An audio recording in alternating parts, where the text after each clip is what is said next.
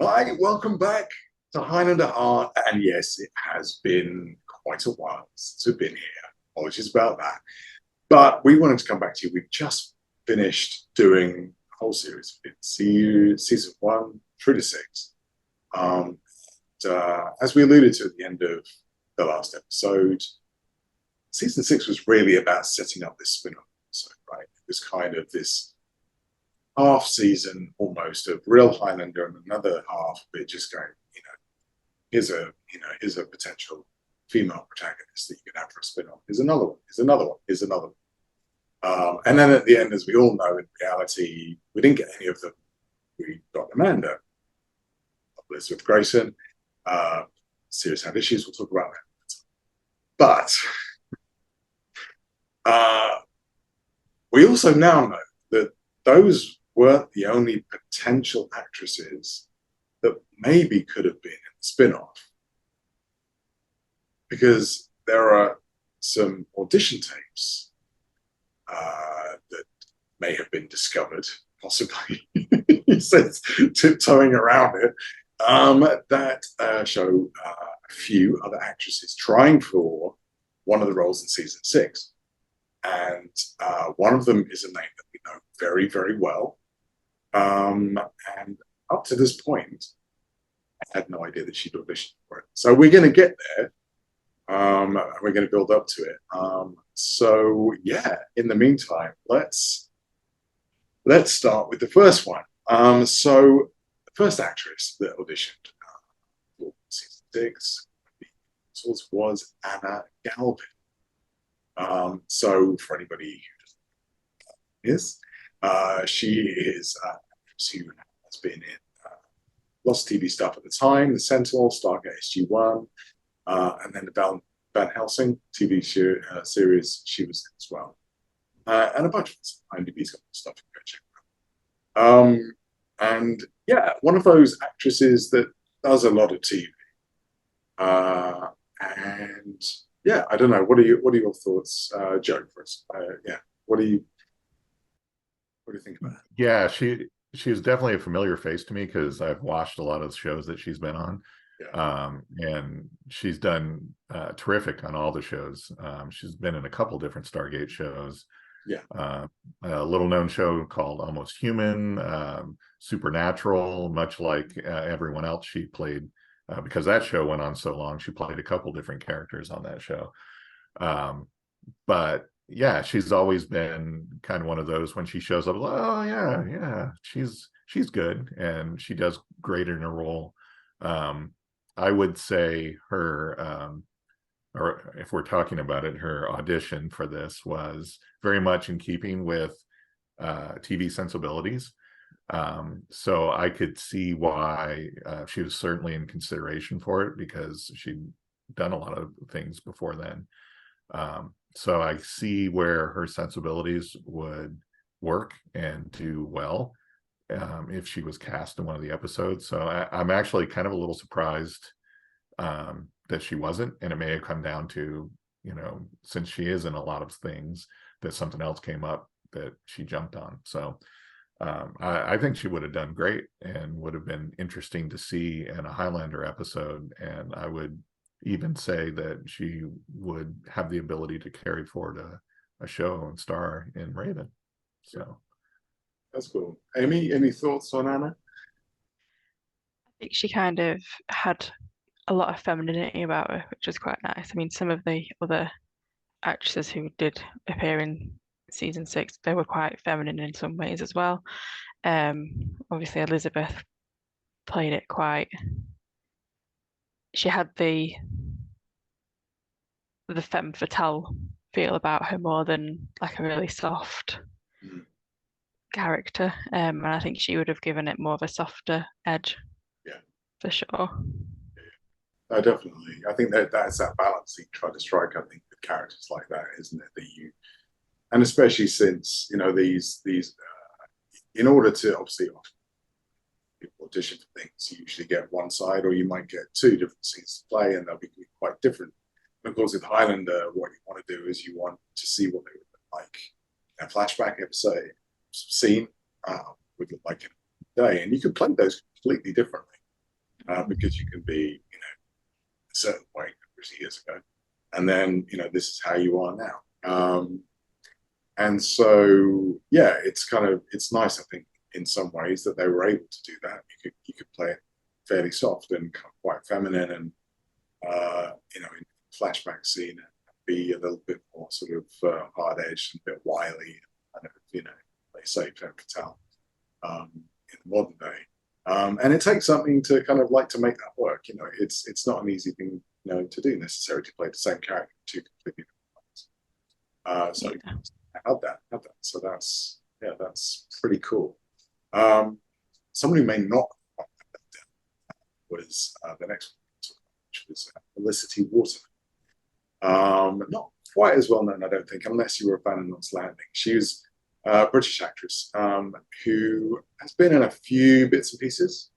I would say that she was maybe a little stoic for the role in the way that she sort of came across. Would you agree, Amy? Would you say that she sort of Yeah, she seemed a bit, I don't know whether she was trying to be a bit like whimsical almost. But yeah, for definite, yeah. You definitely do get those actresses sometimes who basically just flick the smolder switch. It's kind of like, right, you're playing female protagonist, just kind of like smoky eyes, just kind of looking really confused constantly. Confused, long pauses, soft husky voice. I don't know. What do you think, Joe? I would agree with all that. I think she came across to me as someone acting wise is probably did a lot of stage work and was classically trained, because she seemed to be having the dramatic pauses and looking up into the lights or the upper rafters of the audience, and trying to, and I think she succeeded. It's like, I'm going to bring you along in this journey, but I want you to be immersed in it. And I don't know that it would work for a television show where you have 45 minutes to get something across, and each scene has to be quick and concise. But at the same time, though, she kind of struck me as fairly different than everybody else, which was good for her for having the instincts to do something different. I don't know what direction she was given, but ultimately I don't think it would have worked. Not that she doesn't act well, just I think for the role and what you're looking for, probably not. No, that's a fair point. Our third actress, people may know, apparently also now across the pond, which I wasn't prepared for, but in the UK and in Australia, was of course, there have been sort of Antipodean success stories coming out of both Davies and Home and Away. But Kimberly Davies is actresses who did try for a role as well, she I thought she would have been a fairly good fit. I wasn't sure at first. I'm pretty sure. Didn't do it with an Australian accent, but then again, didn't do it really with a British accent or American accent. I was pretty sure whereabouts we were going there. But that's often the way I think one you're trying to do. Because again, with these the certain flashback they were doing, what they were doing as a British character, because of the scene, the sides that they had, and then modern day often we're using a sort of more of an American inflection. So yeah, it was. I guess that was maybe where I was coming from. But yeah, I thought this was actually fairly decent, considering that she hadn't done an awful lot prior to that. I agree. She certainly she hadn't done a lot before this, and then looking at her profile subsequent to around the time this was happening, She was obviously, this was like, it looked like to me like her first foray into trying to break into American television, because she did a lot of TV after that in the US. I know she's known for Neighbors, but she's, on Spin City, Friends, a lot of well-known American shows. So she was obviously at that point thinking, I got to audition and try to break into the American market. And I thought it was fine. Again, certainly her choices and inflection and everything had a lot of TV sensibilities. So I think it would have worked for the episodes. And honestly, between her and Anna, I would say they both, to me, came across, even just in an audition, better than some of the folks that did get cast, let's say. So it would have been really cool to have seen either one of them, but especially Kimberly in one of the roles. So yeah. She was very likable, I think. There was nothing really not to like. Yeah. She kind of did the flashback kind of part of it was done in a really kind of unique way. But then when she was doing the more modern time audition, I think that was quite interesting, because although she's got this kind of like really soft look about her, she was able to then portray that harder exterior, which is cool. Yeah, exactly. Which again it's not necessarily an easy thing to do, so it's really nice to see that. So we're talking about success stories, Australians come to Hollywood and that kind of thing, and sometimes that works, and sometimes that doesn't. We've also seen, let's say, bodybuilders, or sort of, action, or going to action and things like that, and sometimes that works, and sometimes that doesn't. I'm not saying which way this one went, but the next one is Anya Schreiner, who again had done some work previously and since, and things like Soldier of Fortune, is it, I think, and Lady Cop. But then maybe that speaks to the kind of the genre that she was good in. That was kind of forte. Yeah, Joe, what did you think of Anya?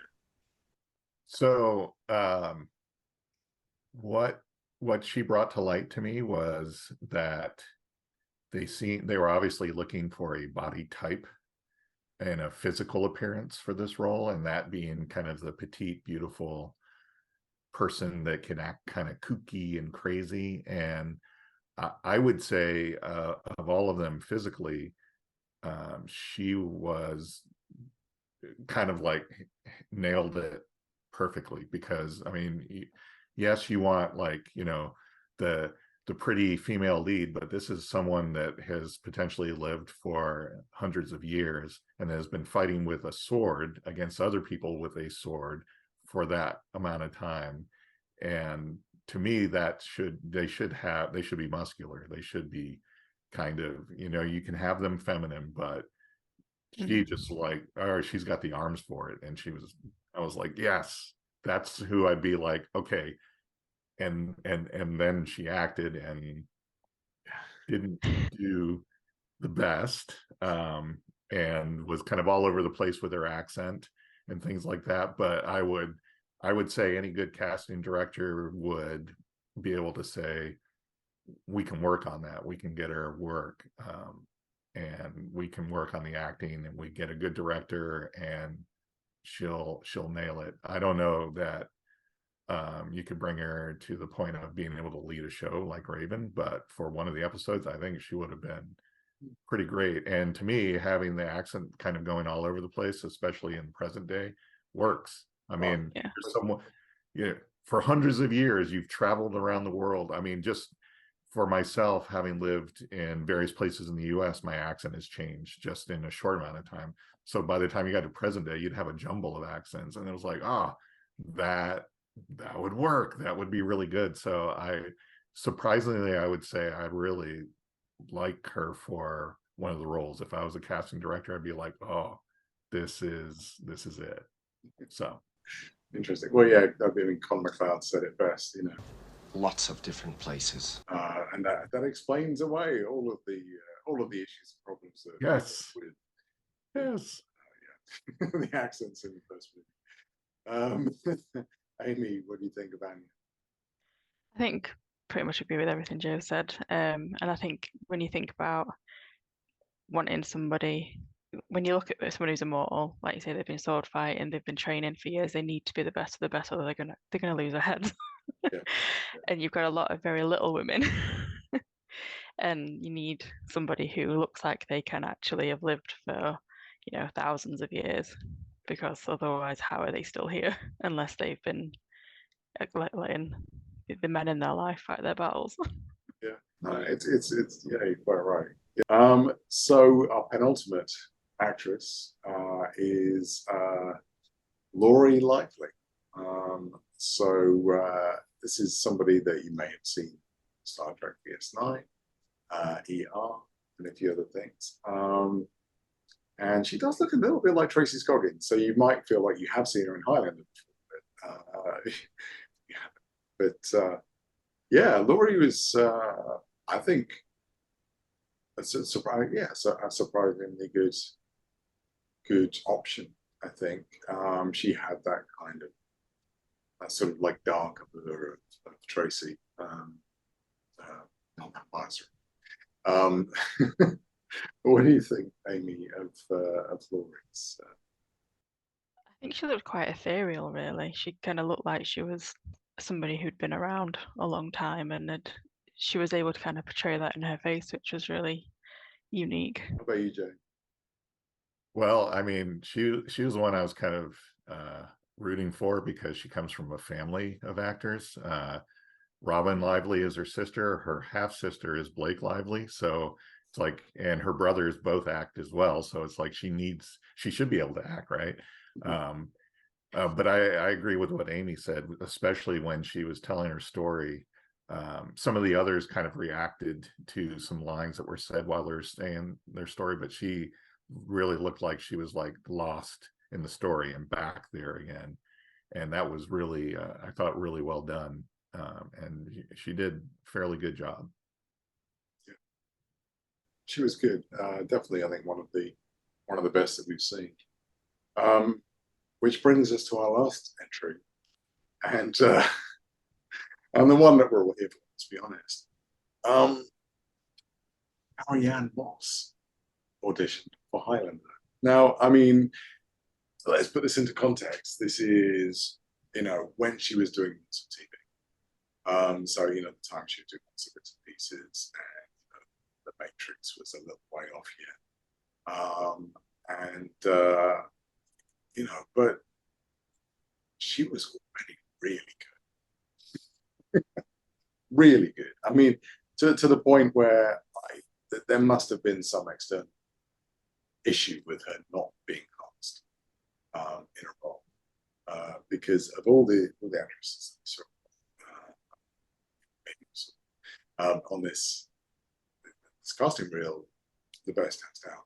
About that again a bit.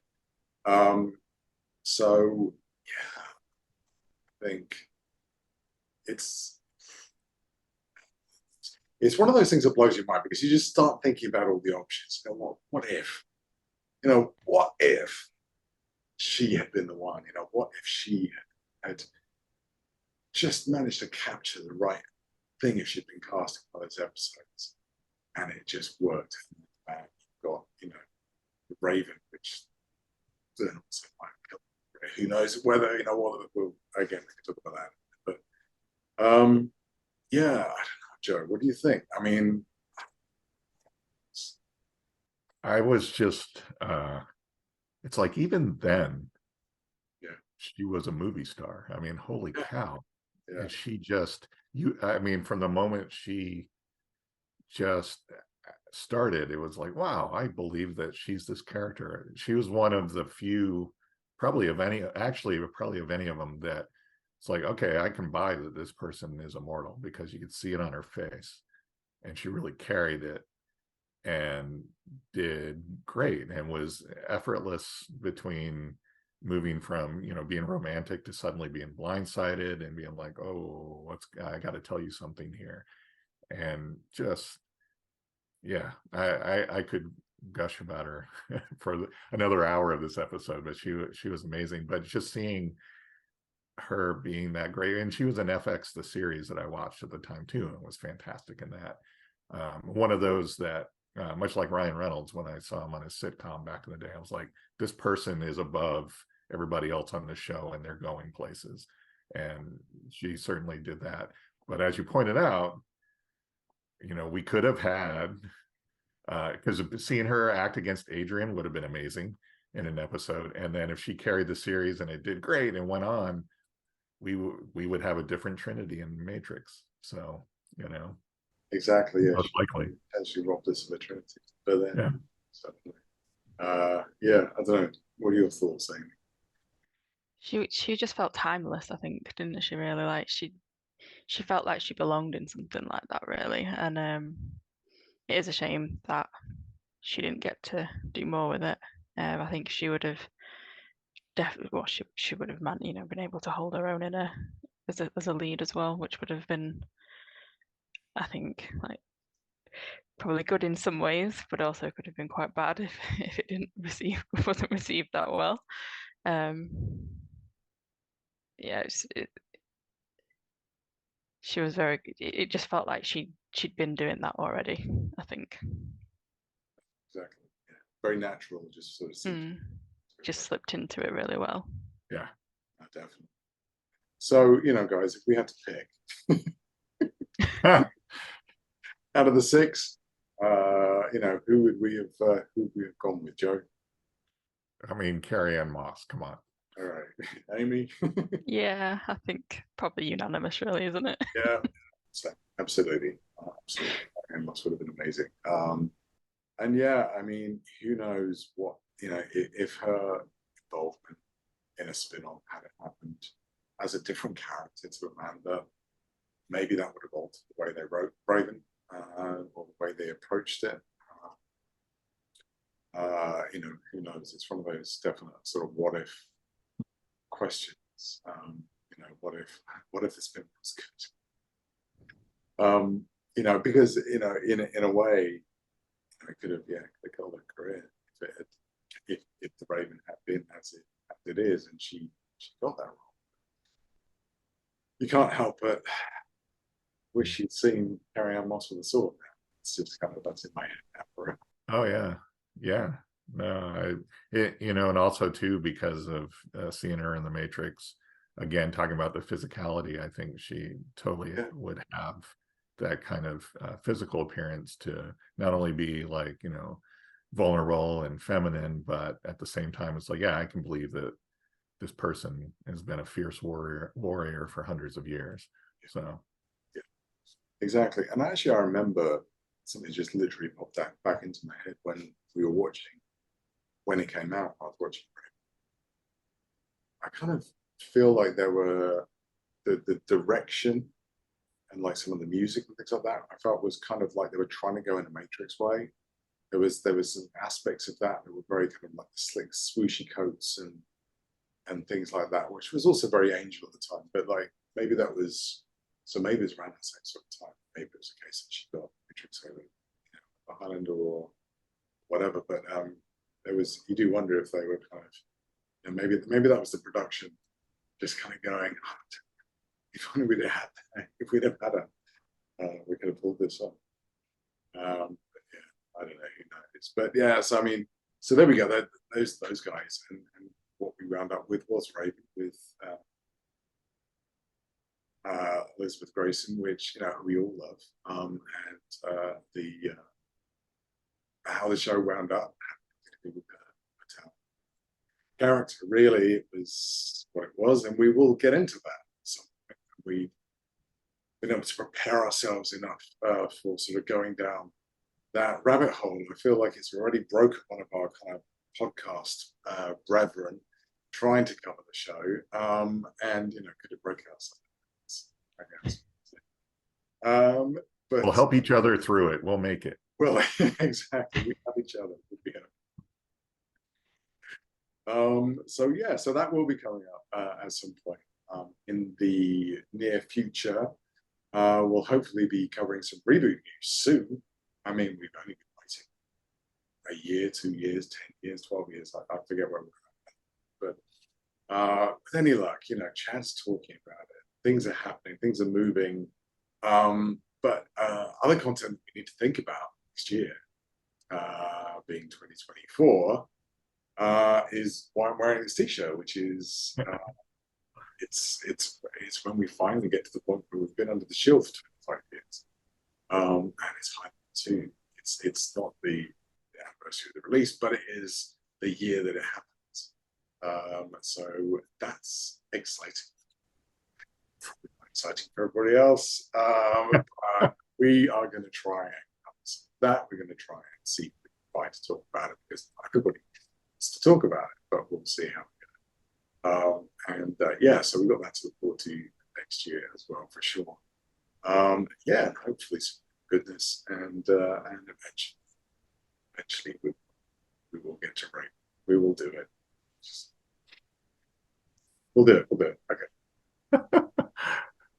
It's not as bad as the source. I mean, come on. It's not, and we did that, so that's fine. It's just that it's But Joe, it's 22 hours of our lives. Let's be honest here. It's a lot, but So before I sign up, I want to do something I always forget to do every time, which is thank our patrons. You keep us going, you make this happen, and thank you so much for doing that. If you're ever interested in jumping on it, just look at it, find it. And, you more often than not will get the episode early, and sometimes I'll throw some random bits and pieces for you to look at, I can share elsewhere. There's an interview up there that I did with one of the actors from Highlander 2, unrelated to Highlander, but it's up there anyway for you and you alone to see, because I can share it. So with that, I just want to say thanks for joining us, and hold fast and don't lose your head.